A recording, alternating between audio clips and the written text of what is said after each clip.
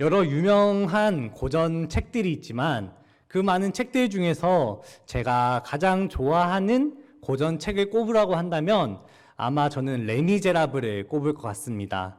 여러분들도 잘 아시다시피 레미제라블은 빅토르 위고의 대표작이기도 하고 프랑스를 또 대표하는 유명한 고전 소설이죠. 얼마나 유명한지 이게 여러 가지 다양한 매체로 영화나 뮤지컬로 많이 우리가 접할 수 있는 걸 볼 수 있습니다. 여러분들도 잘 아시다시피 레미제라블의 주인공 장발장은 정말 먹을 것이 없어서 굶는 조카를 위해서 빵을 훔치다가 잡히게 되었습니다. 그래서 5년형을 선고받지만 그 5년 동안 그는 4번이나 탈옥 시도를 하게 되어서 총 14년형을 더 치르게 됩니다. 총 19년형을 감옥에서 치르고 나오게 되죠. 그렇게 19년 뒤에 출소하고 사회에 나온 이 장발장은 돈을 가지고 있어도 자신의 그 전과 때문에 어떤 식당에 들어갈 수도 없고 어떤 여관에 머무를 수도 없는 모든 사람들과 사회에 배척받는 사람이 되었습니다. 그래서 그는 이리저리 방황하다가 다행히 미리엘 주교라고 하는 한 신부의 도움을 받아서 그가 살고 있는 주교관에서 머무르게 되죠. 하지만 지난 19년 동안 감옥 생활을 하고 또 출소해서 나온 그 기간 동안 사람들과 세상에게 배척을 받았기 때문에 그는 세상과 사람들에 대한 불신이 가득하게 되었습니다. 그래서 그 불신의 마음을 가지고 그는 주교관에 계속 머무르는 것이 아니라 주교관에 있는 은으로 된 식기를 훔쳐 달아나게 되죠. 그렇게 달아나는 길에 그는 경찰들과 마주하게 되고 그의 전과도 있고 그의 수상한 모습 때문에 경찰은 그를 데리고 사실 여부를 확인하기 위해서 주교관으로 함께 찾아갑니다. 그리고 그를 체포한 경찰이 주교에게 물었습니다. 주교님, 이 은식기는 주교님의 것이 아닙니까? 이제 이 주교의 대답 한마디에 장발장의 감옥행이 결정되는 그런 상황에서 이 주교의 입에서 나온 말은 정말 의외의 말이었습니다. 아닙니다. 이건 제가 그에게 준 것입니다. 제가 은초 때도 가져가라 했는데 왜 은식기만 가져갔습니까? 주교는 그렇게 장발장을 감싸주었고 장발장을 품어주었습니다. 그 주교의 은혜로 말미암아 장발장은 지난 자기의 삶을 뉘우치고 또 마들렌이라고 이름을 바꿔서 이제 새로운 삶을 살아가기로 결심하죠. 그래서 그는 새롭게 사업을 해서 성공을 하고 또 지난 날들과는 다르게 그 성공한 사업을 바탕으로 많은 사람들에게 선행을 베풀면서 또 시장의 자리에까지 오르게 되는 그런 이야기가 바로 이 레미제라블의 일부에 있는 내용입니다. 이 레미제라블, 이 장발장의 이야기는 소설에 불과하지만 우리도 이 장발장처럼 우리의 인생이 송두리째 바뀌는 사건들을 마주하곤 합니다. 근데 그 사건들이 우리의 인생을 안 좋은 방향으로 바꿀 수도 있는 반면에 또 좋은 방향으로도 바꿀 수 있는 것을 우리는 많이 알고 있습니다. 마치 전과 때문에 사람들에게 배척받았던 장발장이 그 주교회를 만나고 주교의 은혜를 받는 그 사건을 경험함으로써 완전히 새로운 사람이 되었던 것처럼 말입니다. 예수님의 제자들은 예수님의 공생의 3년의 기간 동안 정말 많은 사건들을 마주하고 만났습니다.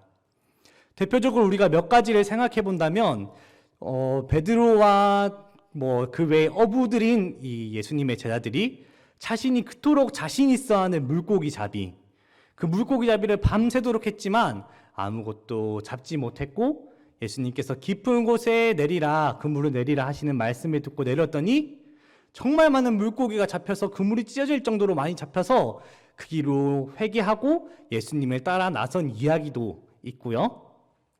그리고 또 오병이어 사건도 우리가 기억날 것 같습니다.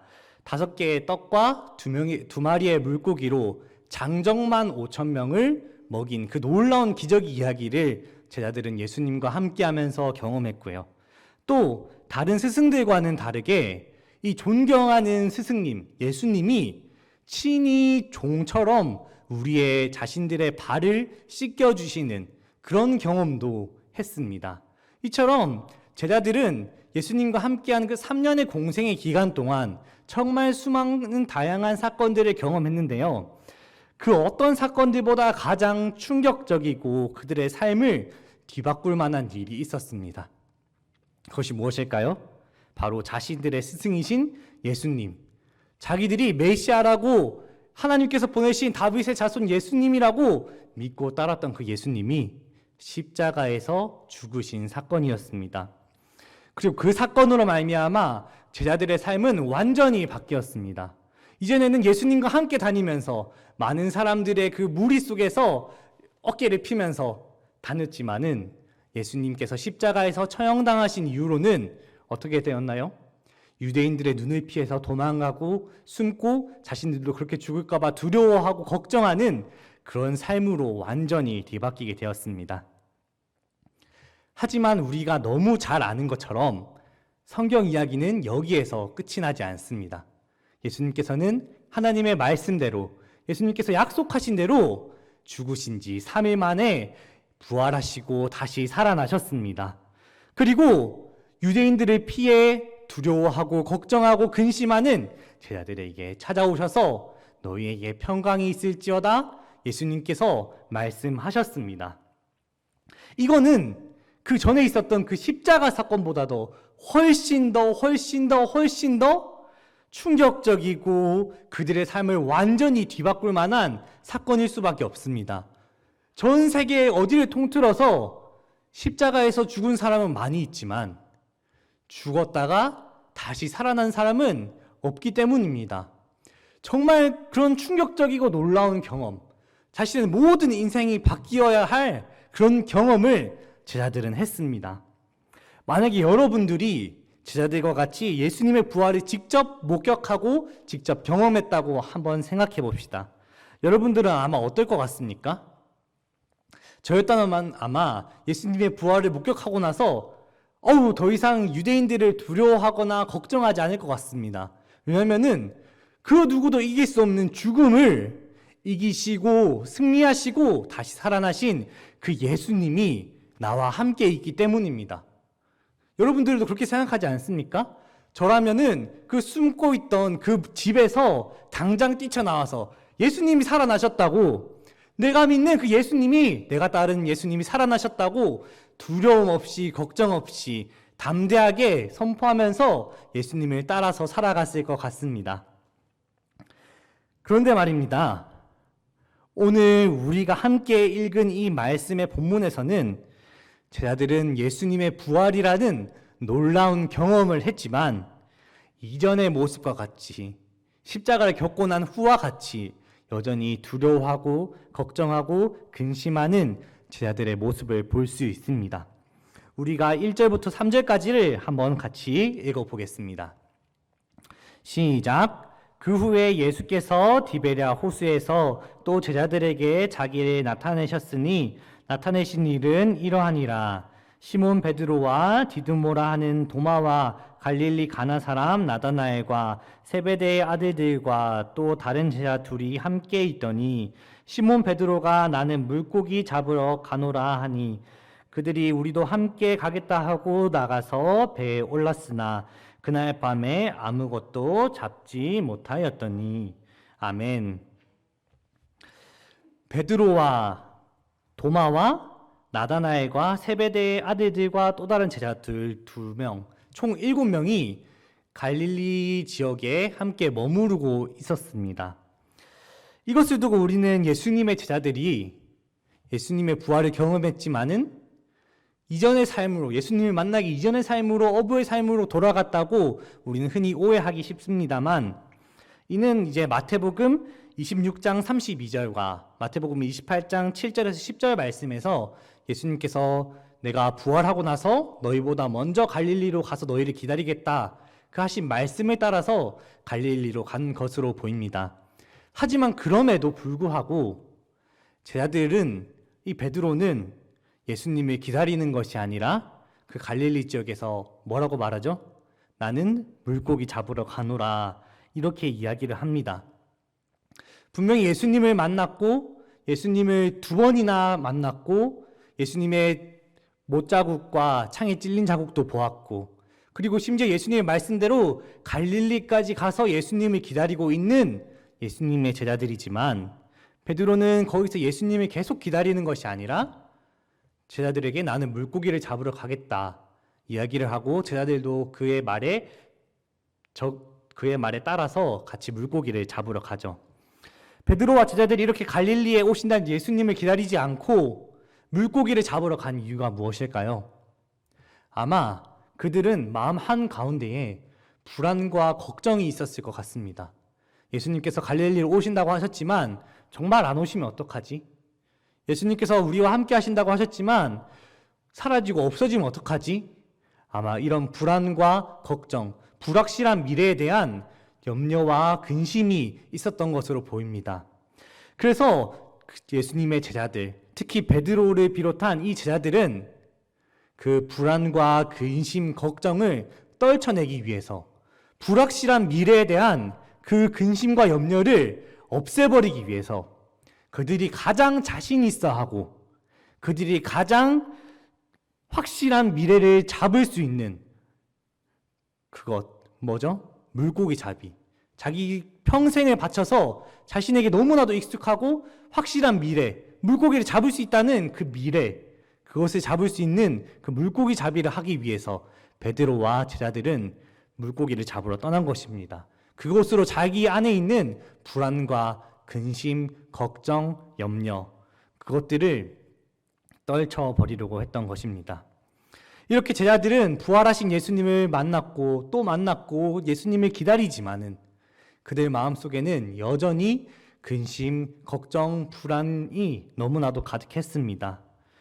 그들이 예수님을 2번이나 만났고 예수님의 못자국과 창자국을 보았지만 그들은 예수님이 부활하지 않은 것처럼 십자가에 못 박힌 뒤와 같이 근심하고 두려워하고 걱정하면서 불안에 사로잡혀서 지내고 있는 모습을 보았습니다. 예수님께서 부활하신 이유가 무엇인가요? 우리를, 너무나도 사랑하는 우리를, 제자들을 죄로부터 구원하고 또 그것에 대한 불안과 근심, 걱정, 염려들을, 우리의 슬픔을 기쁨과 소망으로 바꾸기 위해서 예수님께서 부활하신 것 아닌가요?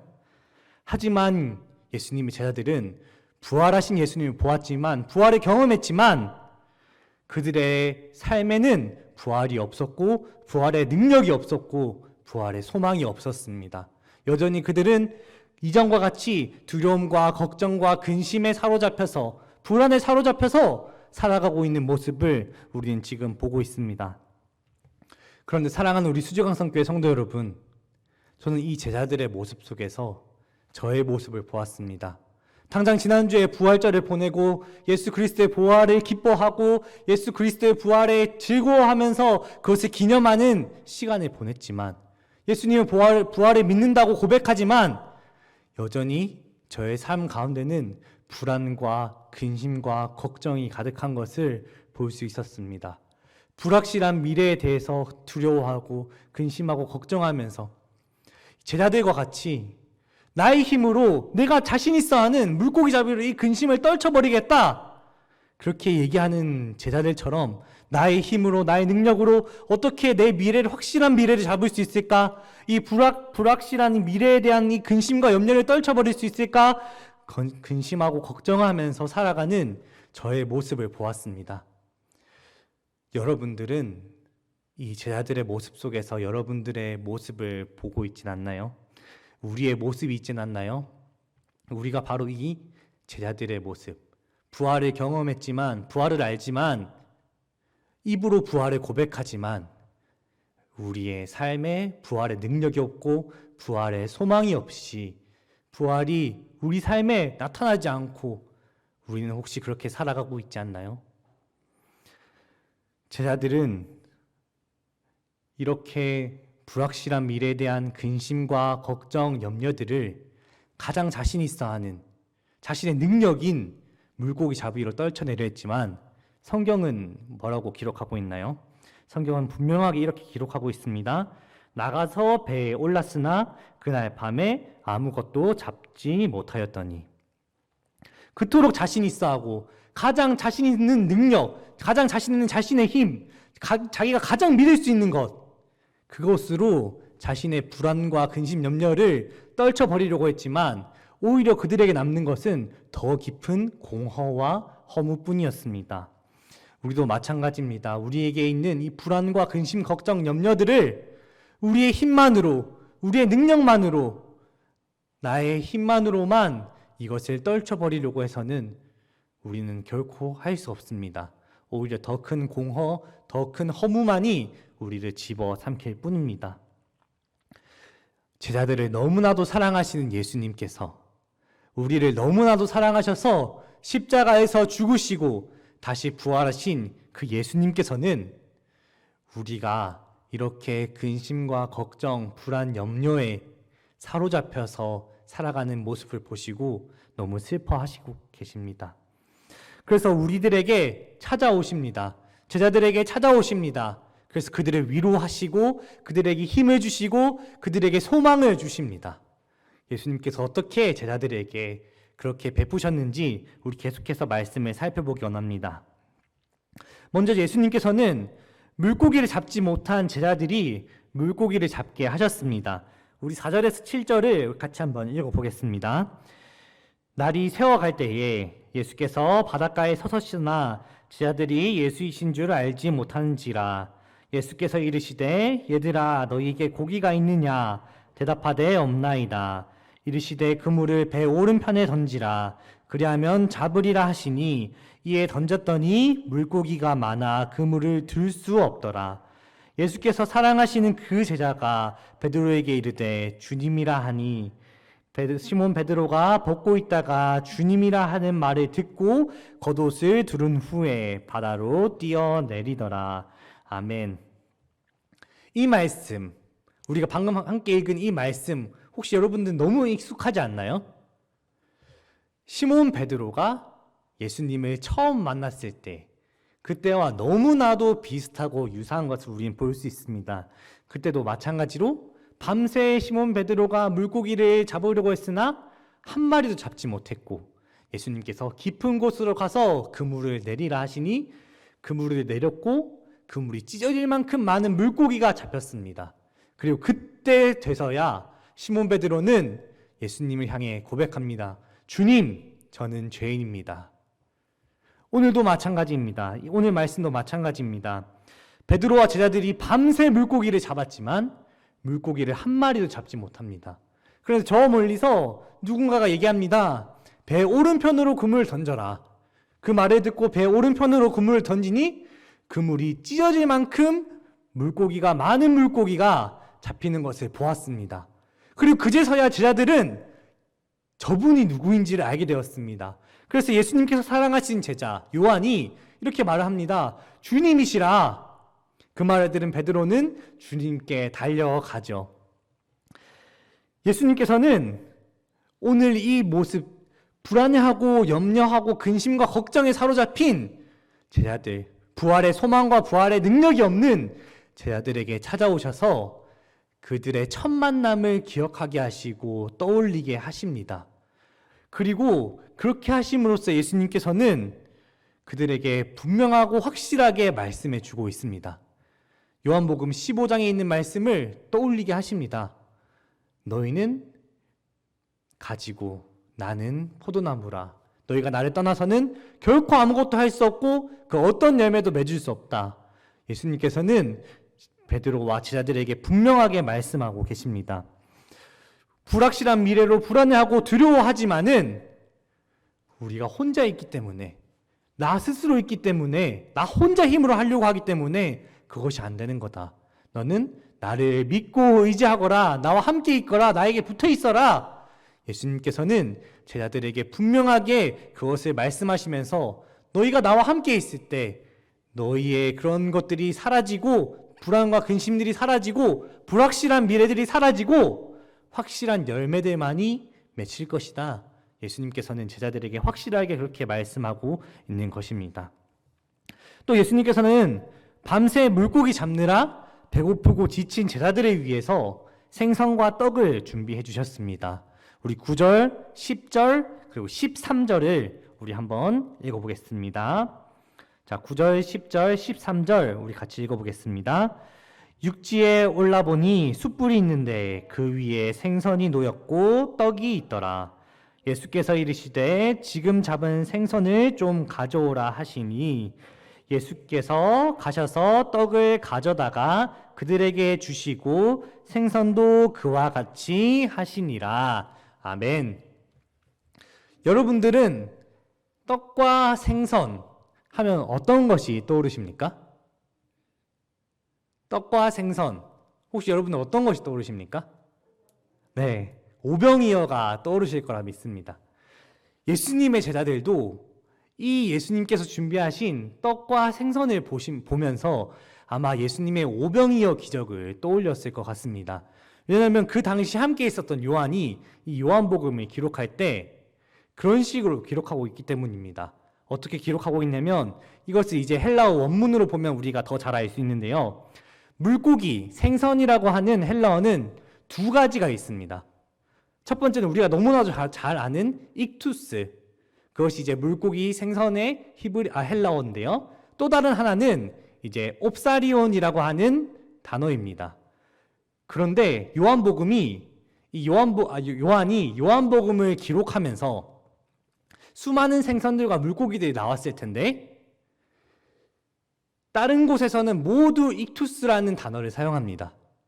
하지만 오병이어 사건 때의 그 생선과 우리가 방금 읽은 이 예수님께서 준비하신 만찬, 그 떡과 물고기 할 때는 요한은 옵사리온이라는 단어를 동일하게 사용하고 있습니다.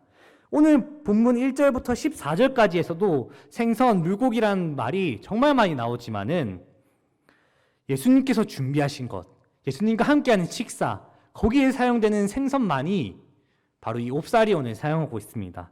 그래서 우리가 읽은 9절, 10절, 13절에서는 옵사리온을 사용하지만 다른 곳에서는 이제 대표적으로 이제 그 다음에 있는 11절에 있는 그 물고기에서는 익투스라는 것을 사용합니다. 이렇게 요한은 예수님께서 준비하신 떡과 물고기를 보면서 예전에 경험했던 그 놀라운 오병이어의 기적을 떠올린 것입니다.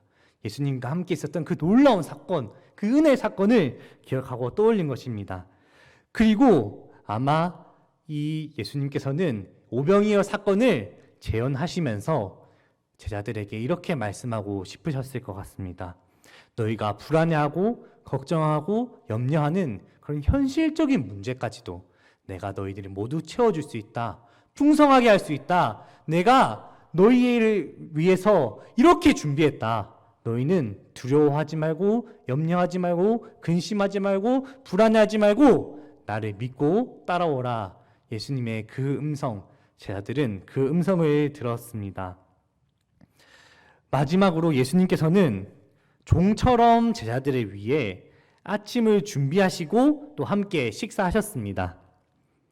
제가 지금 앞에 두 개 계속했는데요. 예수님의 모습과 그 예전에 있었던 사건들을 계속해서 예수님께서 보여주고 있다고 이야기하고 있죠.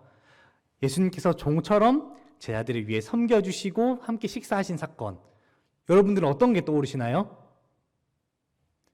최후의 만찬 때 예수님께서 친히 종처럼 제자들의 발을 씻어주신 사건, 그리고 함께 만찬을 나누었던 그 사건을 아마 제자들은 이 시간 떠올렸을 것입니다.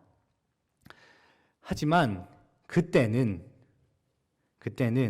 하루 끝에서 일어나는 만찬이었고, 그때는 예수님의 모든 사역의 마무리 끝에 일어나는 저녁 식사였지만 오늘 제자들이 예수님과 함께 경험하는 이 식사는 새로운 하루의 시작에 의미하는 조찬이었고, 그리고 새롭게 다시 부활하신 예수님과 함께하는 새로운 아침 식사였습니다.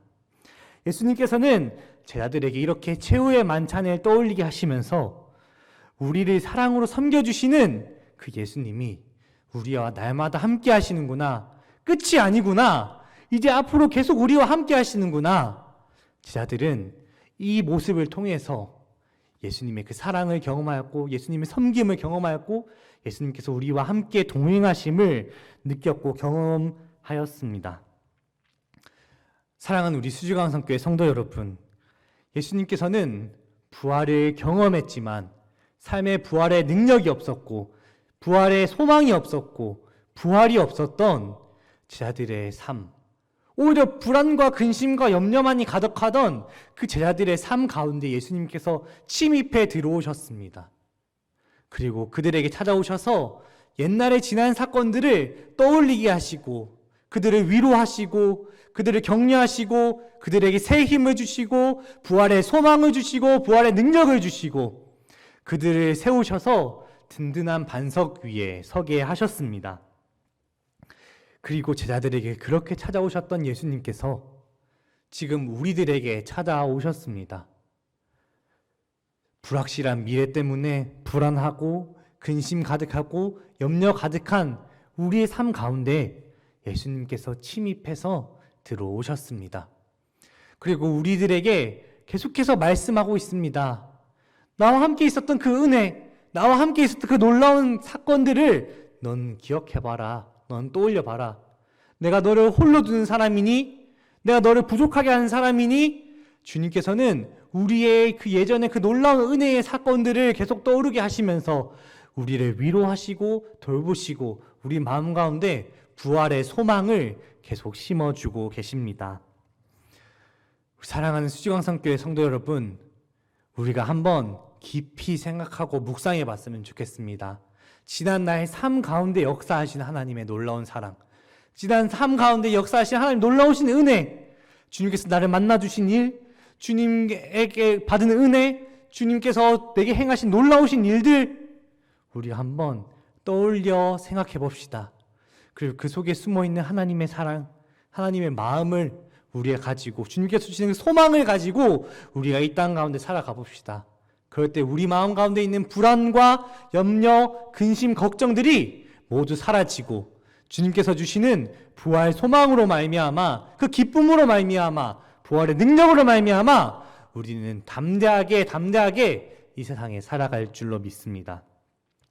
우리의 삶 속에 숨어있는 그 예수님의 사랑, 예수님의 은혜, 예수님의 능력, 그것을 기억하면서 하루하루를 살아가는 놀라운 우리 수지강성의 모든 성도들 되시기를 주님의 이름으로 간절히 축복합니다.